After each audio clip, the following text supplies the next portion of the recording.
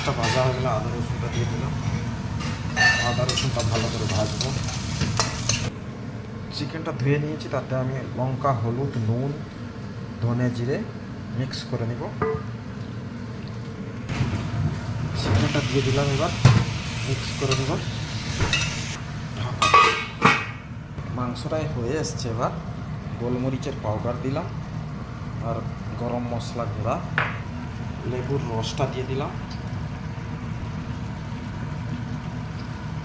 ভালো করে লেবুর রস একটা পুরোটা দিয়ে দিলাম। উপরে বেশ কিছুটা কাটা ধনে পাতা দিয়ে দিলাম। তো আমার লেমন চিকেন রেডি। তোমরা এইভাবে খুব সহজেই বানাতে পারো। লেমন চিকেনটা খেতে খুব দুর্দান্ত টেস্ট হয়। যদি ভালো লাগে লাইক, শেয়ার, কমেন্ট আর থ্যাংক ইউ দেখার জন্য। অনেক অনেক ধন্যবাদ। Bye by.